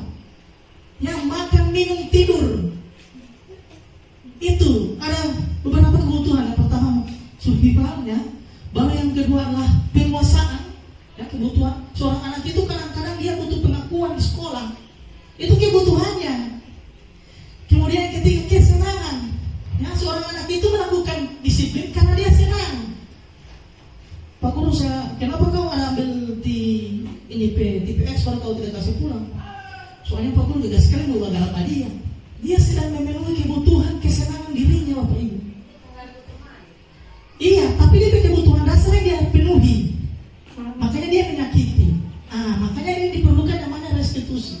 Jadi kita harus tahu kebutuhan dasar manusia, kemudian motivasi, kemudian hukum konsekuensi dan restitusi, kemudian yang terakhir adalah posisi kontrol.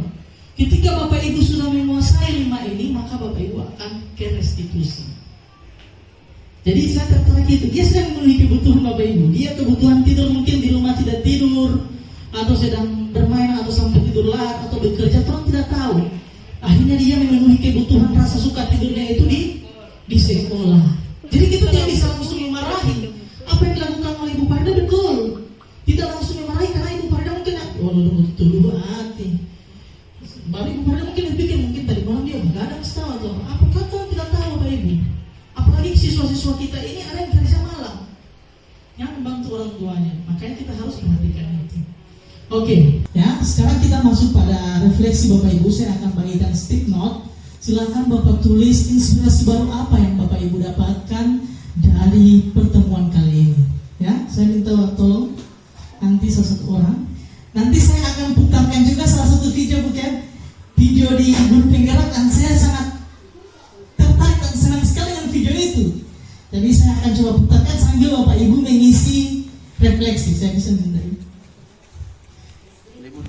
Karena beberapa contoh penerapan teori kontrol tadi, mulai dari sebagai penghukum, kemudian dia sebagai pemberi rasa bersalah, kita lihat bagaimana dia melakukan skenario tersebut, ya. Sambil Bapak Ibu mengisi refleksi yang saya bagikan, silakan ditulis inspirasi apa atau inspirasi baru apa yang Bapak Ibu temukan dari pemaparan tadi, ya. Ketika menerapkan budaya positif ini, silakan ditulis.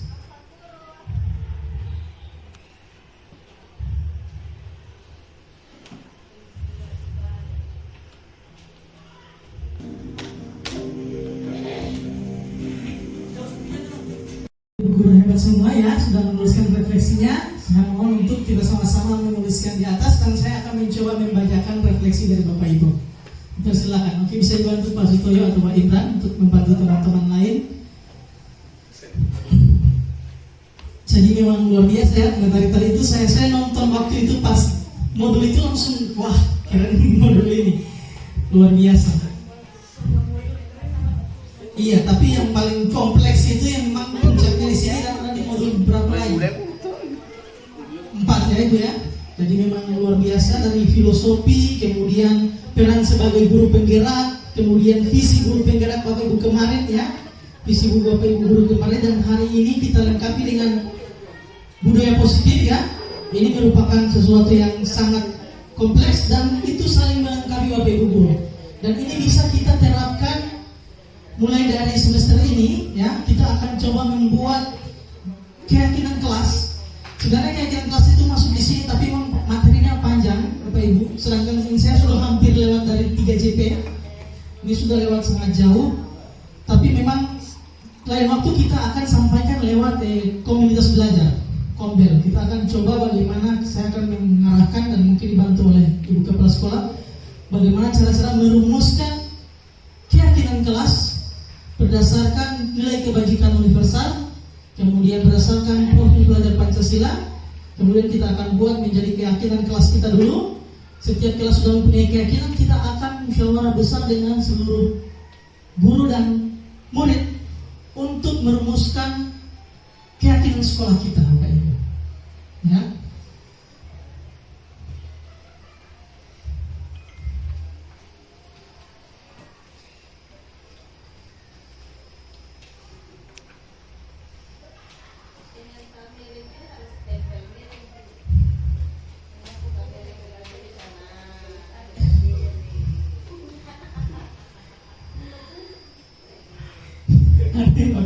Ada yang bertulis di atas lem.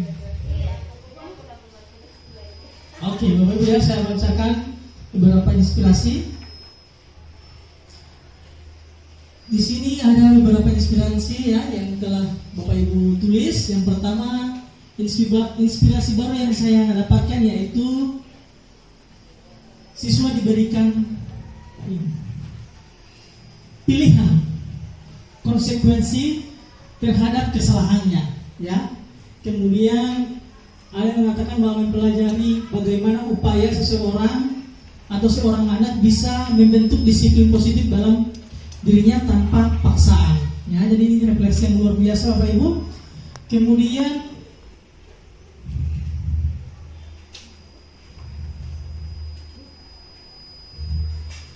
yang saya dapatkan dari pertemuan ini bahwa seorang guru tidak diperkenankan lagi untuk menghukum, ya.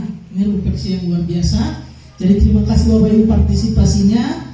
Saya merasa sangat bangga dengan Bapak Ibu sekalian, dan saya berharap kita bisa berkolaborasi lagi ya. Karena guru penggerak ini bukan cuma hanya pada pendidikan Bapak Ibu, ya. Kemarin itu guru penggerak itu yang harus dilanjutkan setelah dia menjadi seorang guru penggerak.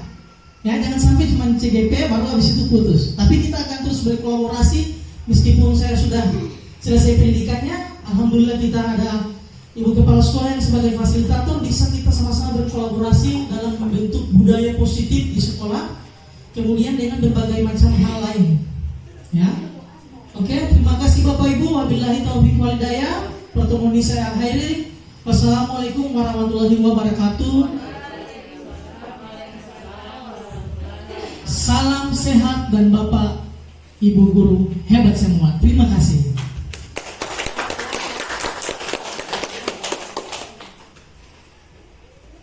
Bapak Ibu, terima kasih Pak Bahar ya.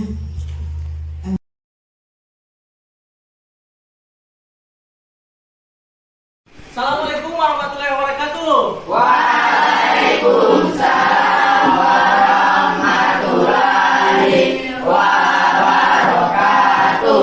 Apa kabar hari ini? Baik. Sehat semua? Ya.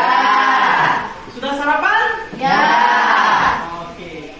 Jadi hari ini sebelum kita masuk pada pembelajaran, ya, Pak Guru selaku wali kelas, kita akan membuat sebuah keyakinan kelas, ya? Ya. Kita akan membuat sebuah keyakinan kelas. Apa itu keyakinan kelas? Tahu kata yakin? Ya. Kalau di agama kita meyakini ya, Ya. meyakini bahwa Allah Subhanahu Wa Taala itu adalah sebagai Tuhan yang Maha Esa. Oke, kalau di dalam kelas berarti juga kita meyakini ada berbagai kebijakan atau kebajikan positif yang bisa kalian atau yang dapat saya gali dari kalian untuk menjadi nilai-nilai kebajikan di kelas ini. Ya, jadi kita akan membuat atau merumuskan secara bersama-sama nilai-nilai kebajikan dari kelas 82. Sepakat ya? Ya. Ada yang tahu nilai kebajikan? Atau tahu kata kebajikan? Ya, jadi nilai-nilai kebajikan ini berasal dari nilai-nilai luhur yang ada dalam diri manusia, ya, yang akan menguatkan kita dalam proses pembelajaran, proses kalian berada di lingkungan sekolah. Jadi ini bukan berarti aturan, tidak, tetapi adalah sebuah keyakinan nilai yang akan menjadi pedoman untuk kalian semua, ya. Jadi nilai-nilai kebajikan. Contoh nilai kebajikan itu apa? Umpama Di kelas ini kita sepakat nilai kebajikannya adalah bertanggung jawab. Salah satunya adalah itu. Jadi apa saja kegiatan-kegiatan bertanggung jawab itu yang akan kalian lakukan, ya. Ketika kalian melanggar atau tidak mematuhi atau melanggar disiplin sekolah, maka kita akan tinjau kembali keyakinan kelas kita, ya. Atau nilai-nilai kebajikan apa yang kalian telah langgar sehingga mendapatkan pelanggaran disiplin. Oke? Nah, sekarang Pak Guru akan bagi stick note. Ya, ini adalah sebuah stick note. Ya, saya ingin kalian menuliskan hal-hal apa yang kalian inginkan di kelas ini. Contoh, saya menginginkan kelas yang tidak beribut. Oh, contoh itu. Saya menginginkan pembelajaran yang oke. Nah, untuk merumuskan nilai-nilai kebajikan yang ada, Pak Guru akan bagikan stick note. Nah, stick note ini kalian akan tuliskan hal-hal apa yang kalian inginkan di kelas supaya kalian itu nyaman saat belajar, terarah, fokus dan sebagainya, ya. Jadi silakan ditulis sebanyak-banyaknya, ya. Minimal 2, ya, yang kalian inginkan. Nanti sama-sama sebentar kita akan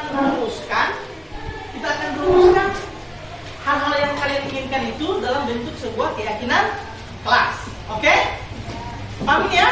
Jadi silakan ditulis apa saja yang membuat kalian nyaman, toh, yang membuat kalian bahagia di kelas, toh, kalian suka yang seperti apa, umpama kelas yang bersih, toh, saya mau mulai pembelajaran itu tepat waktu, toh, saya mau tidak ada yang begini, ya. Silakan kalian tuangkan dalam sebuah stick note ini.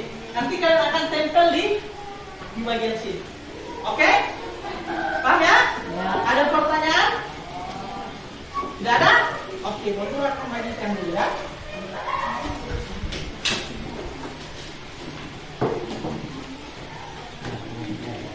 Nanti setelah selesai ditulis, langsung ditempel, ya. Ditempel saja, ya, di sini. Semuanya wajib menuliskan karena ini kita rumuskan secara bersama-sama dan menjadi sebuah keyakinan kita atau pedoman kita di dalam kelas maupun di lingkungan sekolah, ya. Ini menjadi pedoman kita di dalam lingkungan kelas maupun di lingkungan sekolah. Belakangnya tulis dulu. Nanti sebentar kita akan bacakan. Dia tidak usah ditulis nama, tidak apa-apa. Kalau suka tulis nama silakan. Supaya dapat tahu itu, ya. Oh, memang saya mau tulis ini.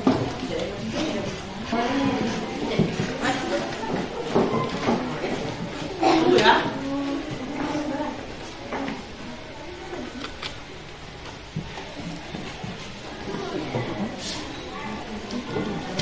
Tulis yang di atas, tempel yang di bawah, ya. Yang siapa tidak bisa ditempel? Nama apa? Boleh tulis nama. Nama aja.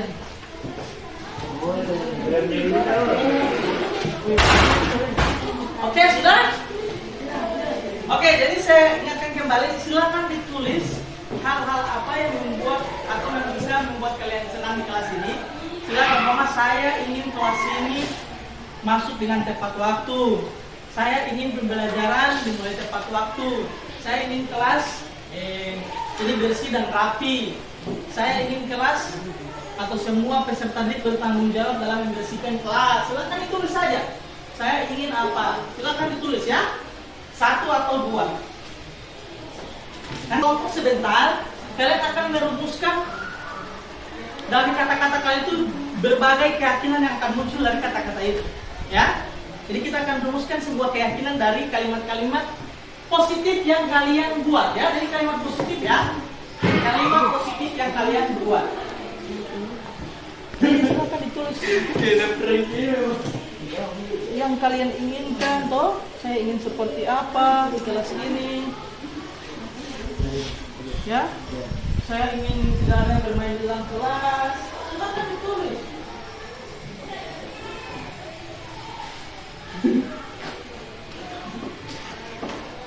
Satu, apalagi saya bilang jangan ikut. Memang sudah.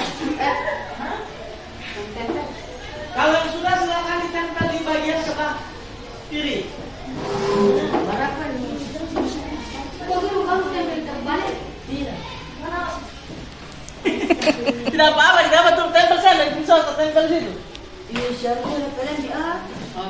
Oke, taruh situ. Pak, kamu balik bagusnya referensi. Boleh. Oke. Silakan, ada lagi. Yang sudah silakan ditempel. Saya ingin berak keras. Oke. Kedua.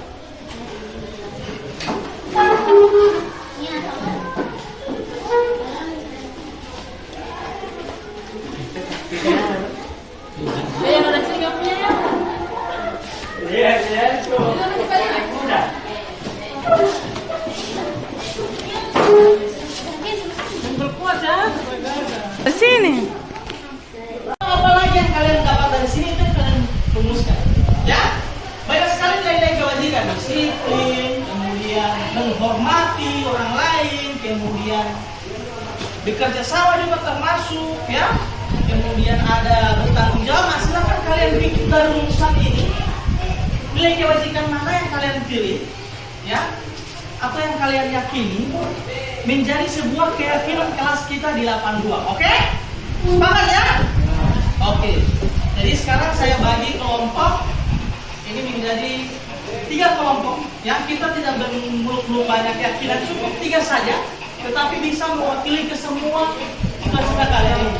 Oke? Sepakat ya? Oke, jadi untuk kelompok 1, karena ini kita sudah teratur rapi, ini kelompok 3, gabung saja, silakan ya, gabung, merumuskan silakan buat 4 meja atau 5, ini kelompok 2, ini kelompok 3, ya. Cuman ini yang laki-laki Randi, ini 2 nih, ini 2, pindah ke sebelah, di kelompok sebelah ya. Oke, silakan kalian berdiskusi, silakan buat kelompok 3 meja. Silakan buat. Kurang ya. Silakan buat kelompok ya.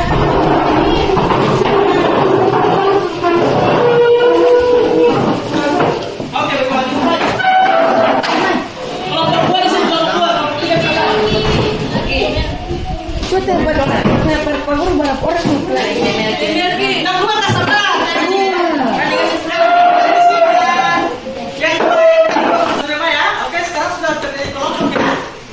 Sekarang kita akan merumuskan sebuah keyakinan kelas berdasarkan ini ya, berdasarkan impian kalian atau cita-cita kalian terhadap kelas ini, ya.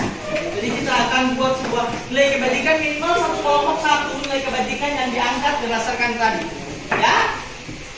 Saya akan menuliskan, akan membagikan ini stick note, tetapi di atas ini kalian silakan tulis nilai kebajikan utama dari sini. Ya. Nilai kebajikan umpama bertanggung jawab. Ya. Bertanggung jawab. Hal-hal apa yang bisa membuat kalian itu bertanggung jawab? Itu kalian tulis di sini. Ya. Jadi poin-poin bertanggung jawab itu yang kalian buat di sini. Ya. Saya ingin tidak ada kalimat negatif, tetapi ketika bertanggung jawab itu dituangkan dengan kalimat positif. Ya. Kalau bertanggung jawab, kami akan membuang sampah pada tempatnya. So, kami akan melaksanakan piket dengan tepat waktu. Itu mau bertanggung jawab. Ya. Kalau mau ambil nilai kebajikan lain apalagi itu kalian tulis. Ya. Banyak sekali yang saya sudah katakan ya, ada beberapa nilai kebajikan. Oke? Usahakan setiap kelompok akan menghasilkan 1 nilai kebajikan yang akan menjadi sebuah keyakinan kita di kelas ini. Oke? Paham ya? Oke, silakan ditulis dulu dengan spidol atau pensil atau pulpen di atas, bagian depan ke atas. Nilai kebajikan apa yang ingin kalian angkat dari setiap kelompok kalian? Oke, silakan. Oke. Kalian mau angkat apa? Kekecewaan. Apa kira-kira?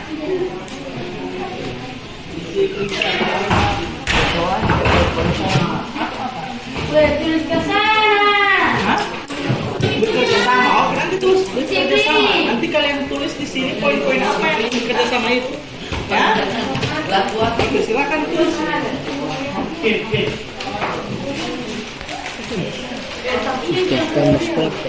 Saya bagikan 3 ya, 3 atau 4 kertas. Silakan ditulis poin-poin apa yang harus dikuatkan dalam kerjasama ini.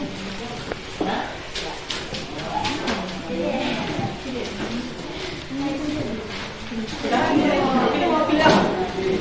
Dari hasil ini? Tanggung jawab. Bersih. Tanggung jawab. Bertanggung jawab. Oke, silakan tulis bertanggung jawab. Besar. Astagfirullah.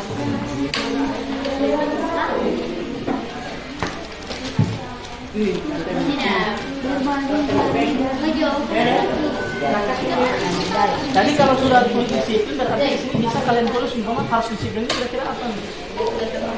Nah, umpama datang tepat waktu, toh itu disiplin. Kemudian apa kira-kira? Nah, silakan ditulis ya. Termasuk apakah orang kemarin itu kira-kira itu disiplin tidak? Nah, silakan ditulis ya, tuangkan saya dulu.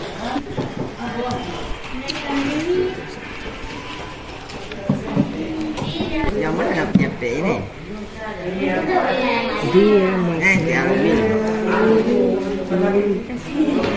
permainan semua tentangmu memudah. Kenapa? Oke, makasih.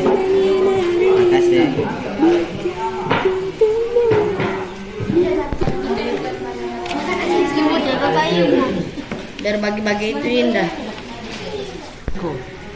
Mama tidak mau.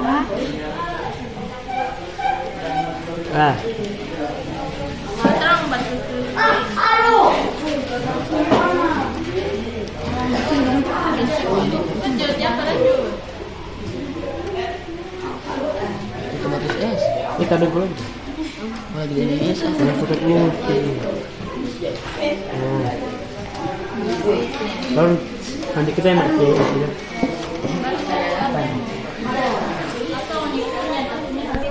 Hal-hal yang perlu dilakukan agar disiplin atau agar nilai kebajikan itu terpenuhi, ya.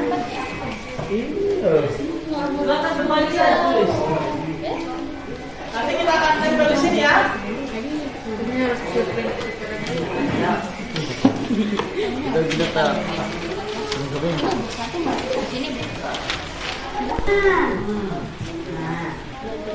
Kalau ada tugas harus apa? Mengerjakan dengan tepat waktu, mengerjakan tugas dengan tepat waktu. Itu kan disiplin. Apalagi kira-kira?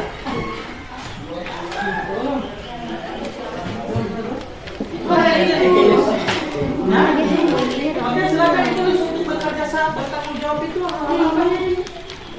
Untuk merasa bertanggung jawab. Tiap orang pasti berbeda. Atau kalau memang suka ini rumuskan sama-sama saja. Silakan tulis dengan kalimat positif ya. Jangan dengan kalimat negatif, Bapak dilarang datang terlambat. Itu kalimat negatif.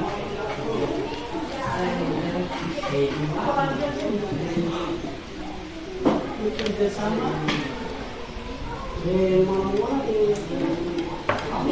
Niat yang konten.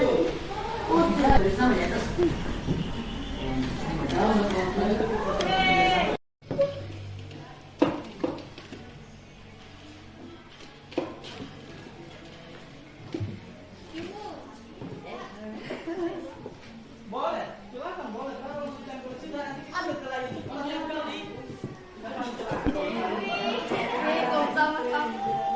depan Menjaga kebersihan. Kita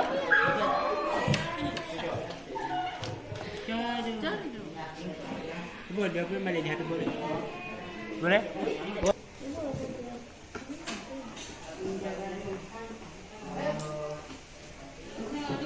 Tadi istri. Dia baca-baca chat apa?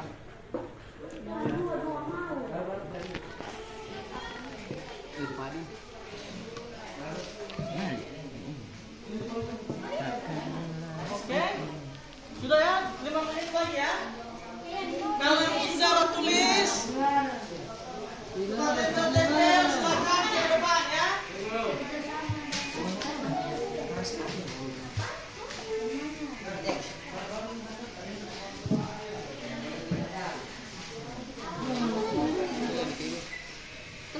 buka itu boleh. Oke. Itu boleh. Dan tempel jo. Lampunya di kolamnya bang. Tapi bunyi sama sekali. Ah ini nggak punya.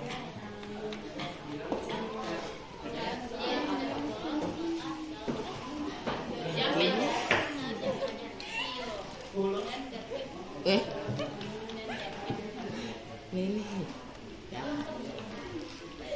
Mana ada penutup? Itu begini. Apen, coba bilang kali Jonian ya. Yang apen. Menolong, membantu.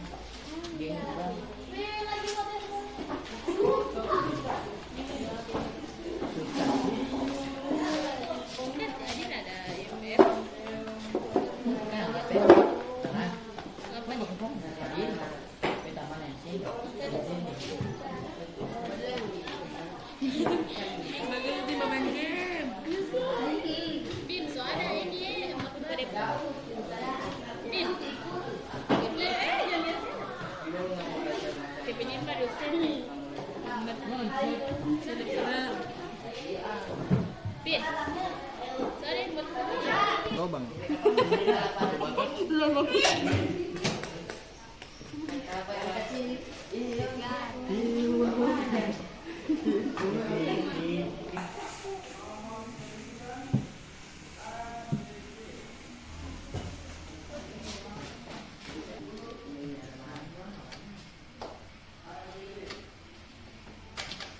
Oke. Action.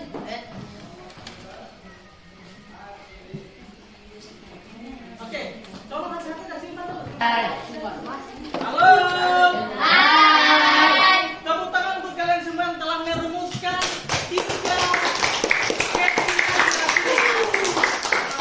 Jadi kalian telah merumuskan 3 keyakinan kelas 82 yang akan kalian menjadikan pedoman di kelas maupun pedoman di lingkungan sekolah. Ya, 3 keyakinan ini. Yang pertama itu adalah bertanggung jawab. Ya, yang kedua adalah disiplin. Dan yang ketiga adalah kerjasama dan saling menghormati. Oke, untuk lebih jelasnya 3 nilai keyakinan ini, Pak Guru akan memintakan kesediaan masing-masing satu perwakilan kelompok untuk memaparkan disiplin atau nilai-nilai keyakinan yang telah disepakati secara kelompok. Oke? Saya minta kelompok 1 dulu, silakan perwakilan coba membacakan. Silakan membacakan. Siapa? Dede bisa? Ya. Oke.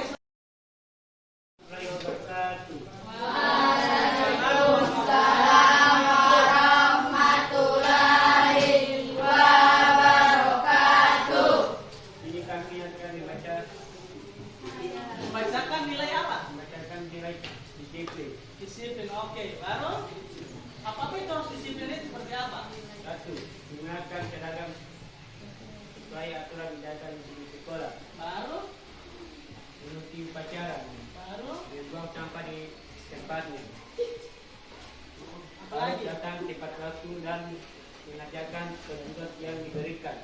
Baru? Tidak menggolok jam pelajaran dan tertib dalam mengikuti pelajaran. Oke. Terakhir, membuang sampah pada tempatnya, memastikan kelas sebelum pulang. Oke, tepuk tangan untuk kelompok 1. Silakan kembali. Jadi Pak Guru akan jelaskan kembali ya, akan bacakan kembali hasil rumusan dari kelompok 1 bahwa keyakinan kelas yang pertama adalah harus disiplin. Ya, jadi kalian harus disiplin. Ingat ya, menjadi sebuah keyakinan kalian di kelas ini adalah yang pertama di disiplin. Disiplin itu apa saja contohnya? Yang pertama, menggunakan seragam sekolah sesuai aturan. Yang kedua, menjaga lingkungan sekolah atau lingkungan kelas menjadi bersih. Kemudian yang ketiga, mengikuti upacara juga termasuk kegiatan di disiplin. Kemudian membuang sampah di tempatnya. Nah, yang berikutnya lah, tidak membolos saat jam pelajaran dan tertib dalam mengikuti pelajaran. Artinya di sini kalian harus tertib ya, tepat waktu, tidak terlambat ya. Ini yang harus kalian yakini. Yang terakhir adalah membuang sampah pada tempatnya. Oke? Jadi nilai pertama adalah apa yang kita yakini? Apa? Nilai pertama yang kita yakini adalah disiplin. Oke, kelas 82 meyakini bahwa nilai pertama adalah disiplin. Selanjutnya nilai yang kedua. Kita panggil perwakilan dari kelompok 2. Pedoman. Ya. Oke, kalau rasa cukup ya, 3 keyakinan ini akan kita tempel di bagian sini sebagai pengingat untuk kalian terhadap keyakinan kita di dalam kelas 82. Tepuk tangan untuk kita semua. Terima kasih. Ya. Assalamualaikum warahmatullahi wabarakatuh.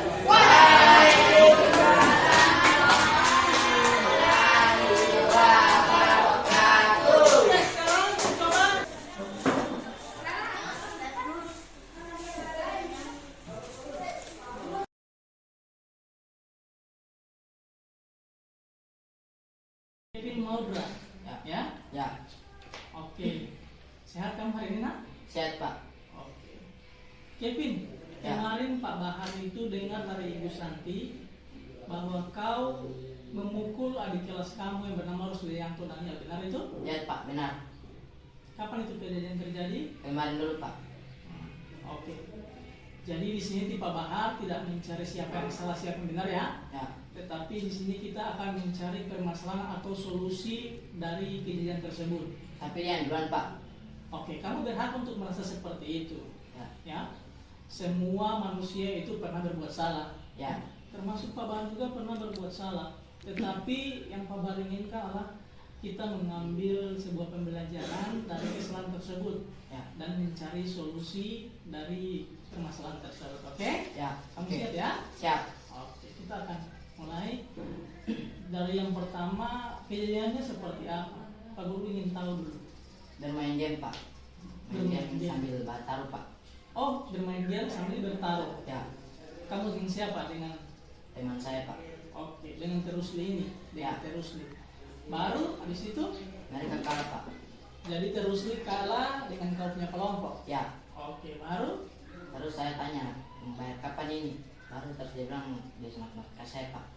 oh jadi kalian bertaruh, baru Ya. kau tanya mau bayar kapan ini? Ya. Ya. Kemudian kamu dimaki-maki kemarin. Ya, Pak. Dimaki-maki oleh Rusli. Ya. Oke ya. Jadi padahal kalau bisa dipikir kamu bisa berbuat lebih dari itu ya. Ya, Pak. Tapi kamu hanya memukul apa? Belakang, Pak. Oke. Oke, kamu pasti punya alasan kenapa melakukan itu. Kira-kira alasan kamu? Karena ya nggak Dia mau. maki-maki. Ya. Jadi kamu emosi karena dia maki-maki. Ya. Oke. Sebenarnya kamu bisa lebih dari itu ya, sikap Ya. Tapi sebenarnya kamu bisa menambahkan sikap kamu yang baru supaya tidak mudah emosi. Kira-kira sifat apa itu ya? Sabar, Pak. Lebih sabar lagi dalam Ya. menghadapi permasalahan. Kamu yakin dengan itu? Yakin, Pak. Jadi ketika ada masalah berikutnya kamu bisa lebih sabar lagi ya? Ya. Oke. Sekarang Pak Guru mau tanya dulu. Kelas 80 punya keyakinan kelas ya? Ya. Saya juga wali kelasnya. Saya mau tanya dulu. Kamu masih ingat keyakinan kelas kita yang pertama apa kira-kira?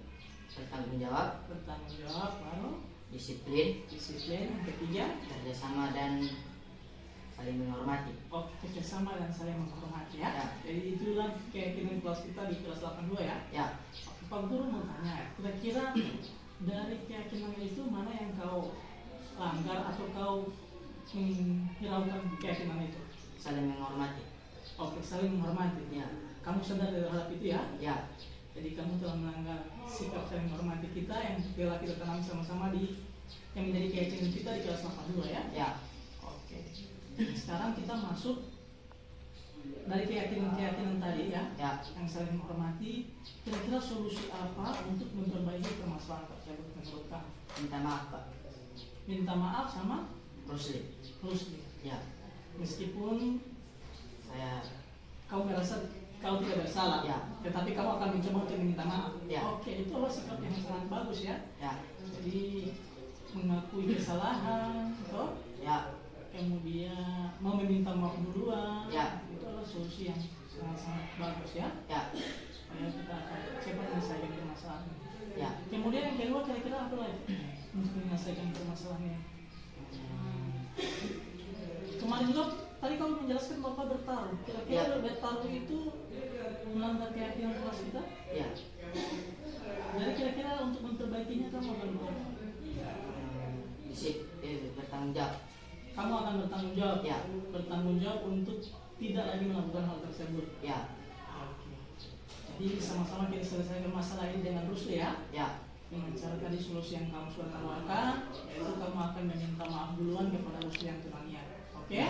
Oke, Pak. Oke, silakan. Sekarang kau bisa kembali ke kelas ya. Kembali ke kelompok pelajar kamu. Semoga dengan kita berdiskusi ini, permasalahan kita dengan Rusli akan segera kita selesaikan bersama-sama ya. Ya. Oke, terima kasih. Silakan kembali ke kelas. Terima kasih, Pak. Ya.